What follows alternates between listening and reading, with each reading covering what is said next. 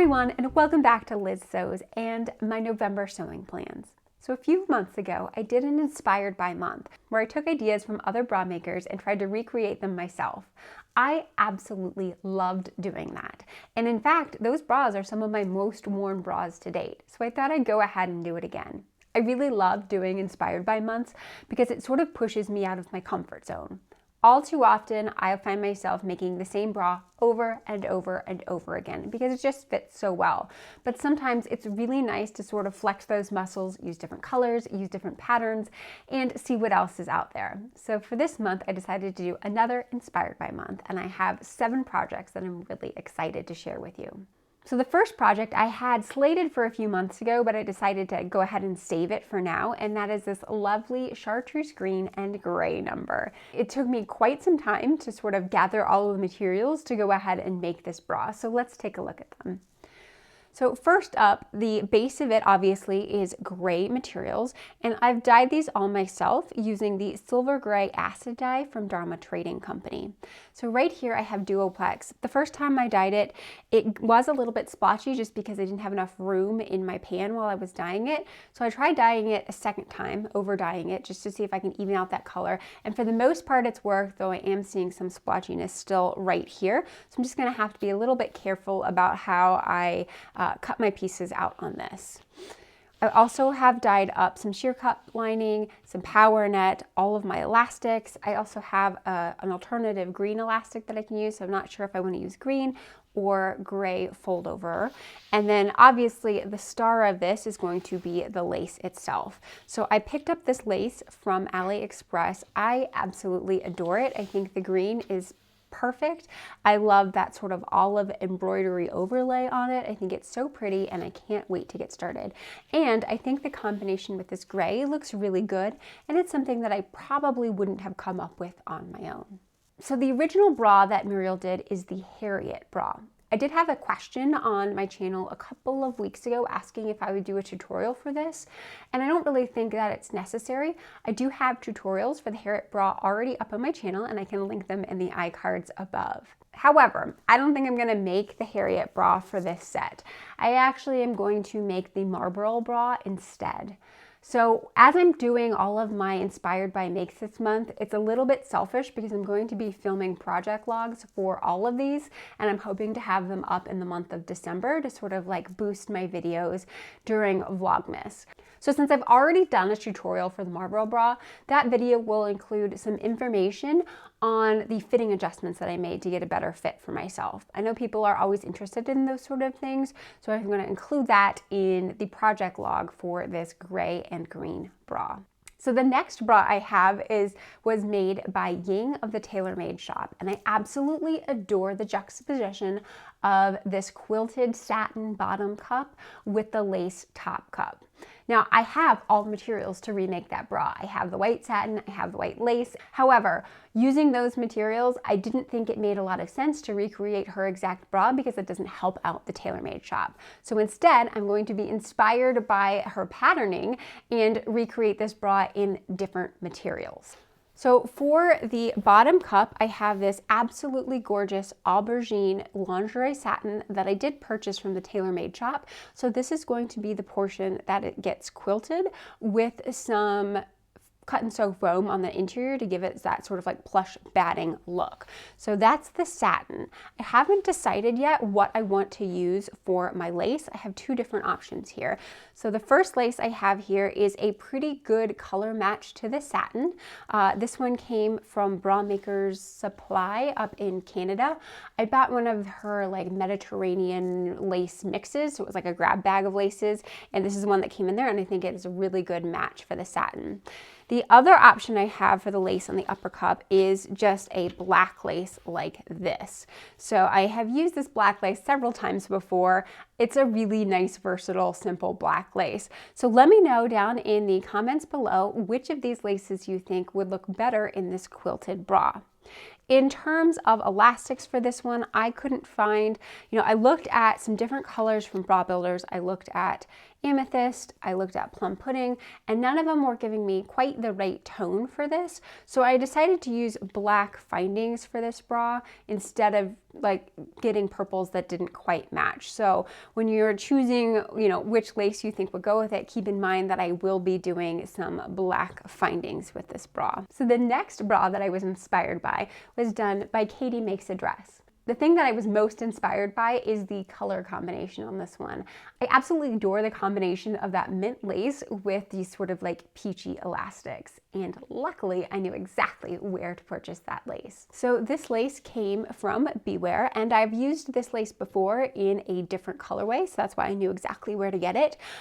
I love this sort of mint green with this nice sort of cream contrast in it. I think it just looks so lovely, and I'm probably going to back this one with white sheer cup lining just so that you can really pop those colors out a little bit better.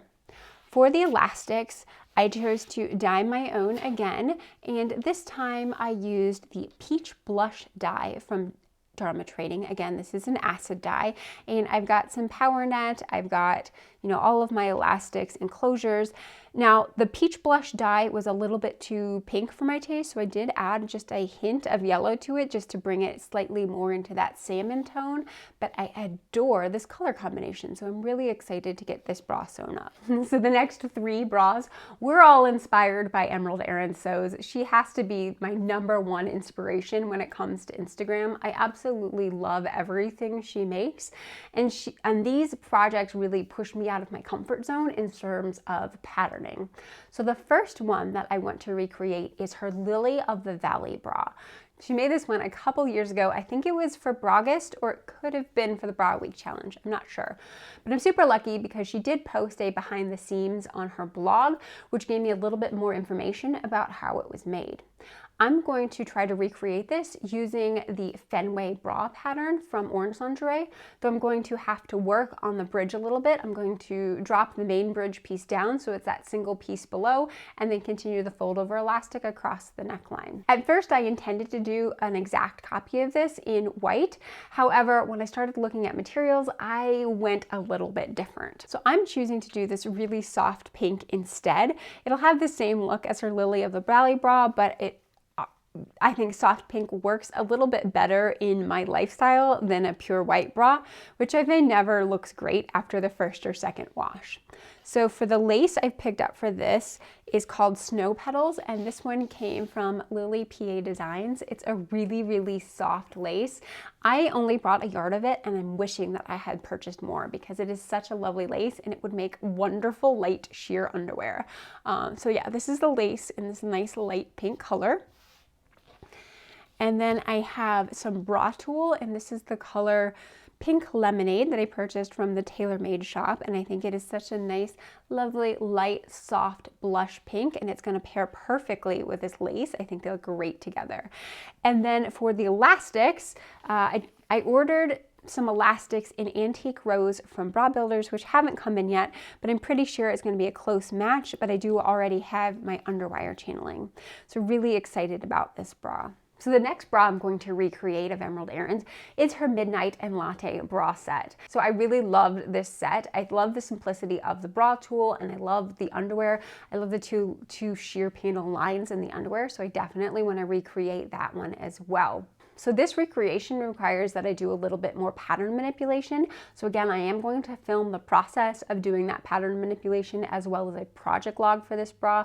So if you guys are interested, make sure you're subscribed to my channel, you get notifications, and those will be coming out in December. So it was pretty easy to get the materials for this bra since Emerald Erin obviously already sells them. So first up, I have bra tulle in her Midnight color. This is really pretty, nice, deep, saturated blue.